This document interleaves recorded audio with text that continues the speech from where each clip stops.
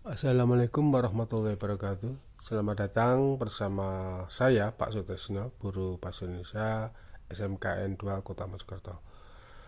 Kali ini kita akan membahas teks prosedur. Ini materi kelas 12. Baiklah anak-anakku sekalian, peta konsep yang kita bahas adalah tentu saja pengertian dan fungsi. Yang kedua, ciri-ciri teks prosedur. Kemudian macam teks prosedur, struktur teks prosedur, kemudian kaidah bahasa dalam teks prosedur. Lanjut, pengertian. Teks prosedur itu adalah suatu teks yang berisi langkah-langkah pekerjaan untuk mencapai satu tujuan. Ya, ini langkah-langkah. Ada tahapan-tahapan. Teks itu isinya tahapan untuk mencapai satu tujuan. Misalnya apa? Membuat tahu, membuat tempe, membuat gurame bakar, ngurusi SIM, ngurusi SKCK dan sebagainya, ya. Karena di dalamnya ada langkah-langkah, maka ditulis dalam bentuk teks prosedur. Lanjut.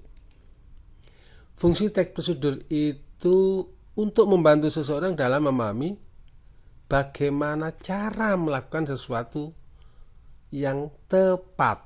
Ini tentu saja efisien, efektif, mengenai sasaran. Itu tujuan teks prosedur. Lanjut. Ciri-ciri teks prosedur yaitu terdapat tujuan, langkah-langkah dan penutup. Ini ciri-cirinya ya. Yang B, menggunakan kalimat imperatif atau kalimat deklaratif dan sebagainya. Imperatif itu kalimat perintah biasanya. Misalnya panaskan panci, putar, dan sebagainya. Menggunakan kalimat penghubung sehingga dari awal dan akhir teks saling terkait. Kalau kata hubung menghubungkan antara kalimat satu dengan yang lain sehingga ada pemahaman untuk memahami langkah-langkah itu. Yang D, menggunakan kalimat langsung dan tidak langsung. Ingat, kalimat langsung itu biasanya diberi tanda kutip, kalimat langsung. Kalau tidak langsung, nah ini tanpa tanda kutip. Lanjut. Kemudian menggunakan kalimat saran dan larangan. Nah ini sebaiknya, seyogianya itu contoh kalimat saran atau larangan. Yang F, menggunakan kriteria atau batasan tertentu. Ciri-ciri yang terakhir adalah menggunakan kata keterangan dan berisi pemberian informasi. Nah, ini semuanya itu memberikan informasi. Lanjut. Sekarang macam teks prosedur, yaitu ada teks prosedur sederhana, ada teks prosedur kompleks, ada teks prosedur protokol. Nanti ketiga ini masing-masingnya dijelaskan pada bahasan selanjutnya. Lanjut. Nah, macam-macam teks prosedur tadi dirinci menjadi ada teks prosedur sederhana. Nah, ini teks prosedur sederhana ya. Misalnya ada 2-4 langkah, tidak terlalu rumit lah, tidak terlalu panjang. Misalnya cara login YouTube, login Google Classroom, ya, login Google Form, loginnya saja lah ya. Posting Instagram kan mudah. Tinggal nombor IG, kemudian kita ngetik atau upload foto. Ini mudah. Itu namanya teks prosedur sederhana. Lanjut. Kemudian teks prosedur kompleks, yaitu teks yang berisi banyak langkah dalam melakukannya. Ini banyak langkah, tahap pertamanya agak panjang. Karena apa? Karena agak rumit. Misalnya cara mengurus SIM baru. Nah, ini kan ada loket-loket pertama, loket pendaftaran dan sebagainya, nanti ada foto. Sebelum itu tes kesehatan, tes mata dan sebagainya. Langkah mengurus SKCK juga begitu dan sebagainya. Kalau langkah-langkahnya banyak itu teks prosedur kompleks. Yang ketiga, teks prosedur protokol. Nah, ini protokol. Apa itu? Teks yang pada setiap langkahnya bisa diubah, tidak harus runut ya. Nah, ini walaupun berubah tapi hasilnya tetap sama. Saat kita membuat kopi, ini ada kopi membanyak ala hotel, ada ala warung, sederhana gitu. Kalau kita membuat sendiri kan, kita merebus air, kemudian kita menyiapkan kopi dan air di cangkir, kemudian kalau sudah mendidih tinggal memasukkan. Tetapi ada kalanya yang merebus gula dan air. Nah ini sampai mendidih, kemudian dituangkan ke cangkir yang ada kopinya.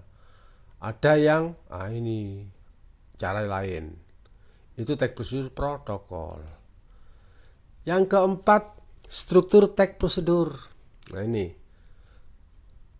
terdiri dari tujuan, materi, dan langkah. Yang merah ini, tanda merah ini tujuan, materi, dan langkah.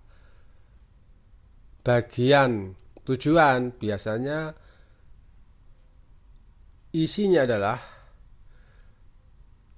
apa yang ingin ditulis. Nah, ini tujuan dan manfaat penulisan sehingga hasil akhirnya sesuai keinginan pembaca. Misalnya ingin membuat apa? Ingin membuat opor ayam, nasi gulai, nasi padang, rendang, dan disebutkan pada awalnya. Ini itu bagian tujuan. Untuk materi, nah ini pada bagian ini terdapat materi atau bahan-bahan yang dibutuhkan. Jika tag prosedurnya tentang pembuatan sesuatu, bahan-bahannya apa? Membuat gurami, bahan-bahannya, bumbunya apa, disebutkan dulu. Ya, bumbunya apa? Membuat alat penetas, nah, bahan-bahannya apa, alat-alatnya apa, disiapkan. Itu pada materi. Yang kedua, kemudian langkah-langkah. Nah, ini setelah bahan tadi, alat. Nah, ini bagian ini terdapat inti materi yang dibahas, yaitu langkah-langkah kegiatan, tahapan-tahapan. Ini langkah pertama, apa yang dilakukan. Langkah kedua, langkah ketiga, langkah keempat. Nah ini ya, ini nanti lebih jelas kalau kita sudah ada contoh. Tapi pada pertemuan kali ini tidak ada juga. Lanjut. 5. Kaidah kebahasaan tag prosedur. Nah ini A. Konjungsi temporal. Ini tidak saya jelaskan di sini. Nanti pada video selanjutnya. Konjungsi kata hubung yang menyatakan waktu. B. Kata kerja imperatif, verba imperatif, perintah. C. Verba material dan tingkah laku. Nah, ini kata kerja yang menunjukkan apa? Aktivitas. D. Partisipan manusia. Nah, ini partisipan yang melakukan prosedur tadi. Adanya partisipan. E. Terdapat bilangan sebagai penanda urutan. Kan tadi langkah-langkah, langkah pertama apa, kedua apa, ini ya, maka disusun berdasarkan urutan. F. Terdapat kalimat interrogatif. Nah, ini kamu sudah tahu ya, kalimat deklaratif, kalimat interrogatif, terus imperatif. Nah, tahu kalimat perintah. Kalau interrogatif itu kalimat tanya, kalau deklaratif itu kalimat perintah, kalau imperatif kalimat perintah. Itu 5. Kaidah kebahasaan. Itulah anak-anakku sekalian, ya, sedikit tapi semoga bermanfaat ya. Kaidah kebahasaan dan contoh tag prosedur, penjelasannya akan dilanjutkan di video selanjutnya. Sekian dari saya, Pak Sutrisnos, MKN 2 Mojokerto. Semoga memberi manfaat video slide yang sangat-sangat sederhana ini ya. Saya ucapkan terima kasih dan wassalamualaikum warahmatullahi wabarakatuh.